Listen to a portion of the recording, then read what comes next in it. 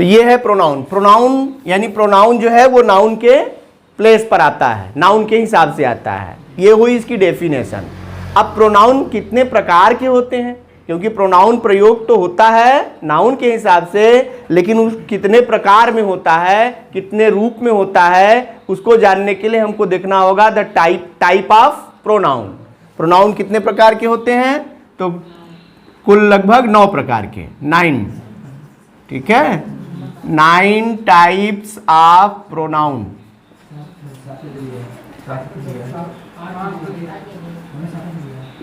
Detail पढ़ रहे हैं वो, उसमें क्या है कि प्रकार के उसमें जाओगे तो अब जितना अधिक से फैला सको, डिटेल करेंगे तो हमको डिटेल में सारी बात समझ में आएगी, कुछ को सिमटा दिया जाएगा। तो उसमें 7 दे रहा है, लेकिन आप समझिए कि कितने प्रकार के, 9 प्रकार के होते हैं। और 9 प्रकार के अलग अलग शब्दों के यूजेज भी हैं, उनको अभी पढ़ोगे तो क्लियर हो जाएगा। तो सबसे पहला नाउन कौन सा होता है, जिसको हम कहते हैं personal pronoun. Personal pronoun. Personal pronoun को हम यहीं पे डिफाइन कर दे रहे हैं, क्योंकि इसको बहुत डिटेल लेके चलेंगे तो टाइम लगेगा। इसलिए आप ध्यान दीजिए कि सारे प्रोनाउन के जो काइंड्स हैं या टाइप्स हैं उनको हम डिटेल नहीं करेंगे, हम समझेंगे कि ये कौन हो, इनका काम क्या है या ये किस प्रकार से बनते हैं। तो सबसे पहले आप जानिए यहाँ कि ये पर्सनल प्रोनाउन, इससे रिलेटेड वीडियो पड़ी हुई है। कक्षा 10 वालों को प्रोनाउन के सारे पार्ट्स अलग अलग पढ़ाए गए हैं, ठीक है, इसलिए इसको डिटेल बहुत नहीं कर रहा हूं, बस हिंट दूंगा और वो बात आप पढ़े हुए हैं, इसलिए आपको बात समझ में जल्दी आ जाएगी। तो पर्सनल प्रोनाउन यानी ये जो है पुरुषवाचक सर्वनाम। पर्सनल प्रोनाउन यानी पुरुषवाचक या व्यक्तिवाचक, यही ना कहते हैं। तो इसमें पर्सनल प्रोनाउन जो होता है उसमें जो है 3% के प्रोनाउन। पर्सनल प्रोनाउन कितने प्रकार के, 3% के। कौन कौन, first person, second person, third person. इनका सबसे ज्यादा डिटेल प्रयोग कहाँ हुआ है, नरेशन में। नरेशन में आप पर्सनल प्रोनाउन को स्पेशल पढ़ते हैं, क्योंकि डायरेक्ट स्पीच को इनडायरेक्ट स्पीच में बनाते समय पर्सनल प्रोनाउन को बदला जाता है। उसमें भी रूल है कि फर्स्ट पर्सन के प्रोनाउन को रिपोर्टिंग वर्ब के सब्जेक्ट के अनुसार, सेकेंड पर्सन के प्रोनाउन को रिपोर्टिंग वर्ब के ऑब्जेक्ट के अनुसार, और थर्ड पर्सन के प्रोनाउन को नहीं बदला जाता। इसका मतलब वहां हमको पर्सन पढ़ने को मिला है, इसलिए इसको डिटेल पढ़ने की जरूरत नहीं। आपको समझ लेना है कि फर्स्ट पर्सन के अंतर्गत 2 आते हैं, आई और वी। आई जो होता है वो सिंगुलर नंबर और वी जो होता है वो प्लूरल नंबर का प्रोनाउन है। आई फर्स्ट पर्सन में आई जब बात की जाए तो आई को जब भी केवल आई कहा गया तो आपके दिमाग में बात आनी चाहिए कि आई के केस बनते हैं। केस, केस यानी कारक। कारक कौन कौन, जैसे सब्जेक्टिव केस, ऑब्जेक्टिव केस और पॉसेसिव केस। यानी आई की बात होगी तो आई के केस बन गए, और केस में एक सब्जेक्ट लिखना है तो आई लिखेंगे, ऑब्जेक्ट लिखना है तो मी लिखेंगे, और पॉसेसिव लिखना है तो माई लिखेंगे। या माइन भी होता है, यूजेस दोनों के अलग अलग होते हैं, इस पर भी चर्चा कर दूंगा।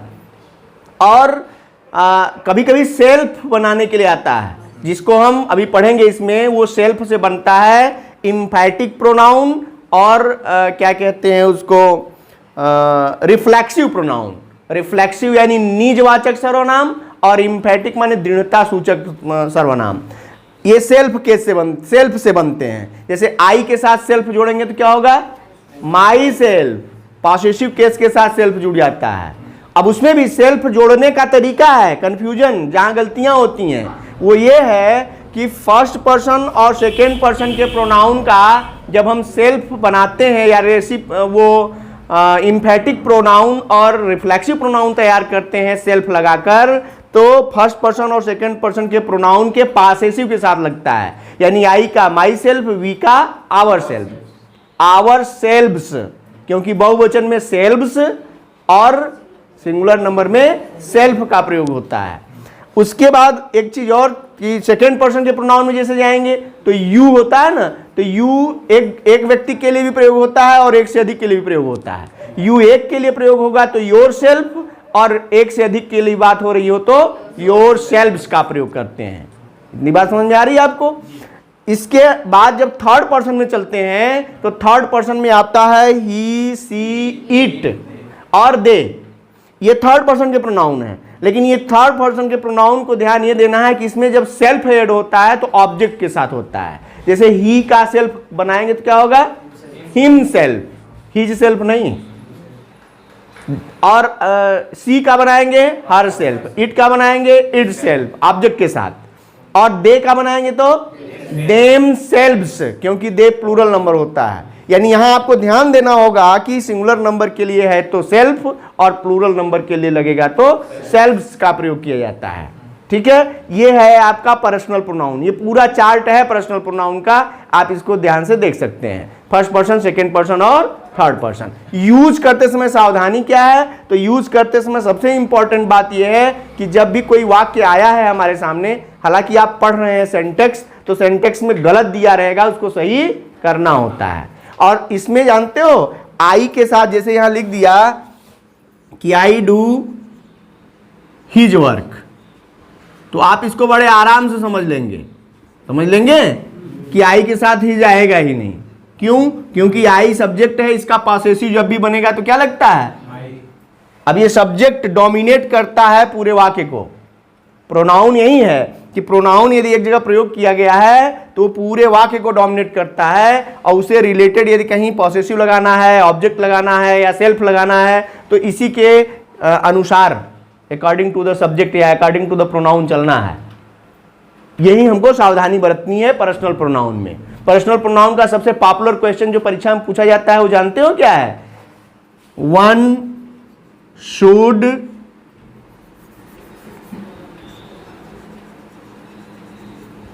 Do his duty. इसको अभी आप देखेंगे पेपर सेट में उठाकर अनसॉल्व में, तो ये देखोगे हर कई बार पूछा गया क्वेश्चन है। अब यहां क्या है कि वन सब्जेक्ट के रूप में आया है, ये भी प्रोनाउन है। भैया आप पढ़ेंगे कौन सा प्रोनाउन है, इंडेफिनिट प्रोनाउन है ये, अनिश्चयवाचक सर्वनाम, यानी ये संख्या निश्चित नहीं करता। वन माने कोई, वन का मतलब कोई, और ये सब्जेक्ट के रूप में आता है यानी सब्जेक्टिव केस में होता है। इसका मतलब इसके साथ जब भी कोई पॉसेसिव आएगा तो हिज नहीं हो सकता, क्योंकि हिज तो ही का ना पॉसेसिव है। तो यहां क्या होगा, वन का पॉसेसिव वंस होता है। वन सब्जेक्ट के रूप में वन होता है, ऑब्जेक्ट के रूप में भी वन होता है, पॉसेसिव के रूप में ones, O N E apostrophe S होता है, वंस ड्यूटी। इसीलिए इसको कहेंगे तो क्या होगा, one should do once duty. ये इसका जो है पॉसेसिव केस बनेगा। बात समझ आ रही है? तो ये स्पेशली किसमें, ये पर्सनल प्रोनाउन की बात हो रही है कि पर्सनल प्रोनाउन में जब भी हमको कोई भी चीज प्रयोग करनी है तो ये जो पर्सन है इसी के अनुसार हमको केस लगाना है। गलतियां हमारे केस में ही होती हैं। अभी इससे रिलेटेड बहुत सारे रूल्स हम डिटेल पढ़ेंगे। ये हो गया आपका पहला क्या, पर्सनल प्रोनाउन। ठीक है, चलिए नेक्स्ट देखते हैं दूसरा क्या है। दूसरा है रिलेटिव। दूसरा आ गया रिलेटिव प्रोनाउन।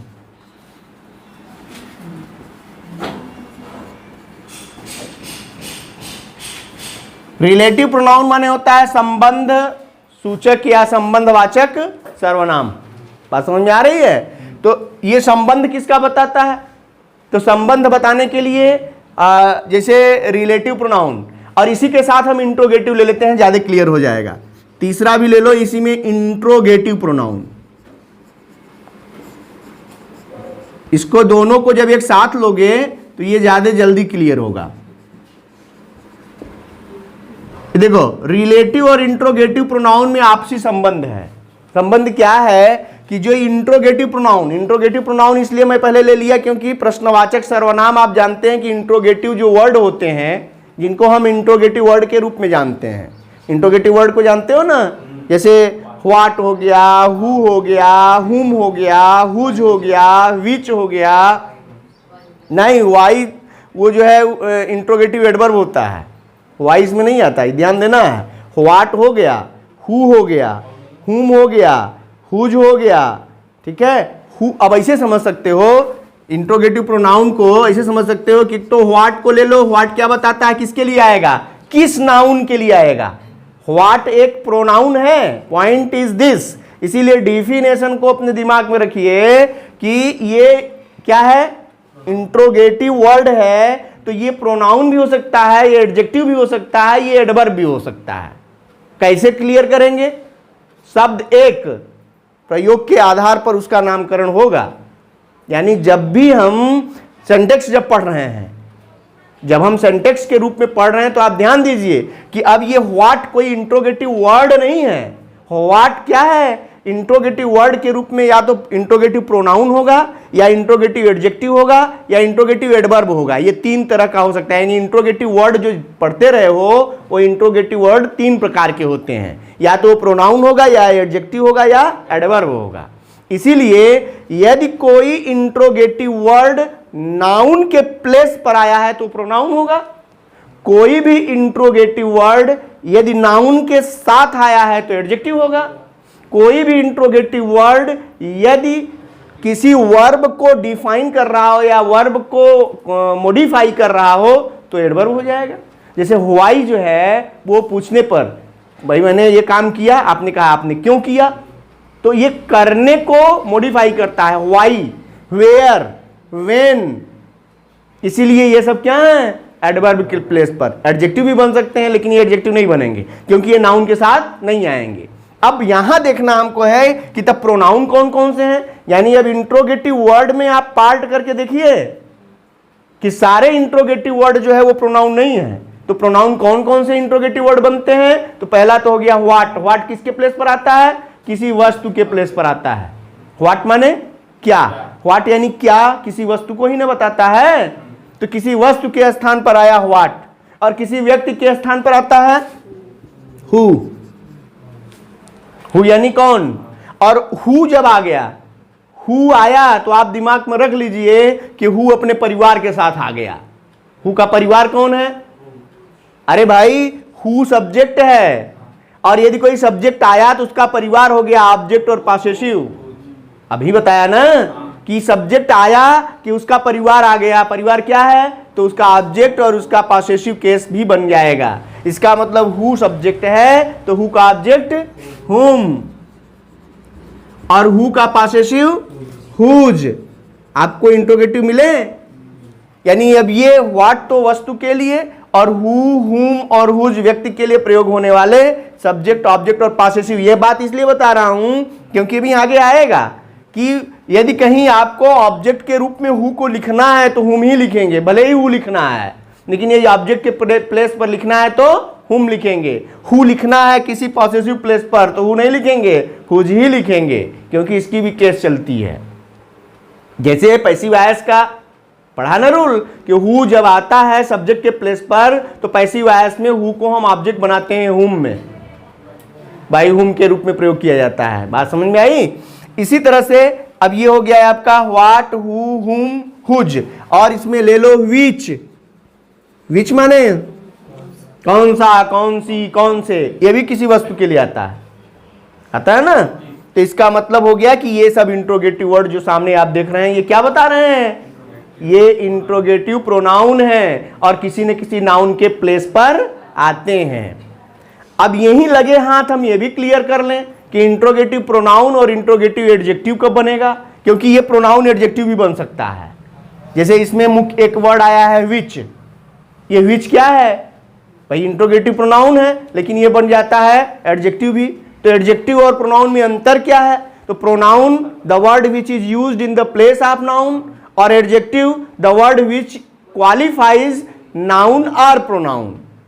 एडजेक्टिव जो नाउन या प्रोनाउन की विशेषता बतलाता है, और प्रोनाउन यानी वह शब्द जो नाउन के स्थान पर आता है। तो पॉइंट दोनों में क्लियर है ना? अब एडजेक्टिव प्रयोग होगा तो कैसे होता है? तो एडजेक्टिव हमेशा अपने नाउन के साथ आता है, और प्रोनाउन नाउन के स्थान पर आता है। अंतर दोनों का क्लियर हुआ? यानी नाउन के स्थान पर आएगा प्रोनाउन, और नाउन के साथ आएगा एडजेक्टिव। यानी यही विच एडजेक्टिव भी है और यही विच प्रोनाउन भी है। कब? जब विच पहले अपने अकेले प्रयोग हो गया, और यदि विच किसी नाउन के साथ आ गया तो एडजेक्टिव हो गया। जैसे इसका एग्जांपल देखो कि विच इज योर बुक। आपकी किताब कौन सी है? अब बताइए यहां विच की प्लेस क्या है?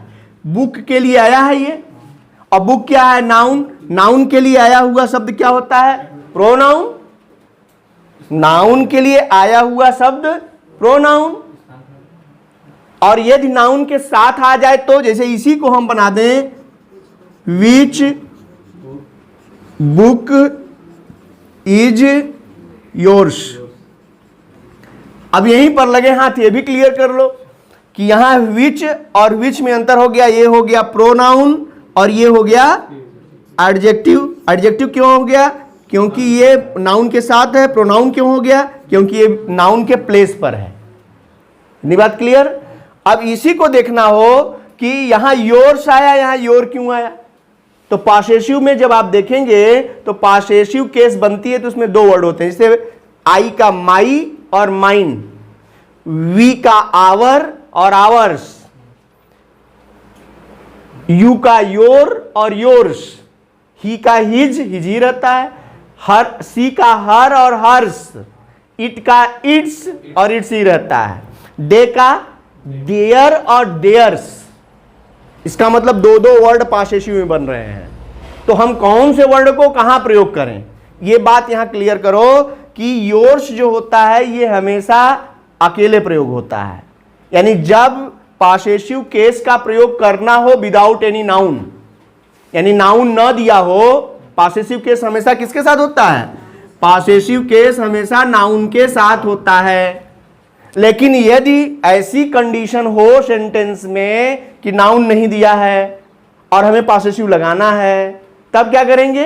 तब ये अलग से जो वर्ड बनाए गए हैं, जैसे दिस इज माई बुक और this book is mine. Mine वहां क्यों हो गया? क्योंकि अब बुक जो है वो दिस के साथ है, इसलिए वहां माई के प्लेस पर क्या होगा? माइन। वैसे ही यहां विच इज योर बुक और विच बुक इज योर्स, ये योर्स इसलिए हो गया क्योंकि बुक आ गया विच के पास, ये अकेले हो गया। लगाना पासेसिव ही है, लेकिन पासेसिव में अब ये अकेले रहेगा तो यहां योर नहीं लिखा जा सकता, योर्स ही रहेगा।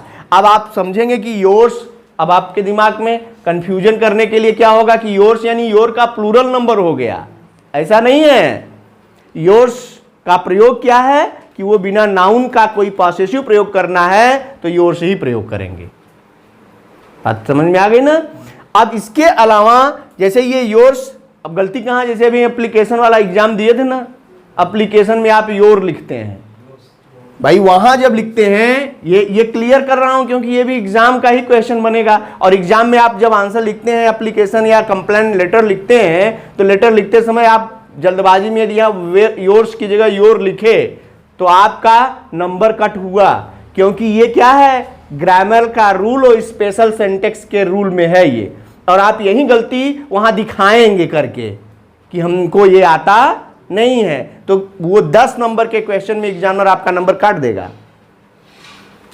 क्यों काटेगा? क्योंकि उसे पता है ना कि सेंटेक्स का ये रूल है। और ये बात समझ में आनी चाहिए उस लड़के को कि योर के साथ कोई नाउन है तो योर, नहीं है तो योर्स होता है, और आप लिखते हैं योर ओबेडिएंटली। अब आपके मन में आएगा कि ये ओबेडिएंटली इसके साथ तो है,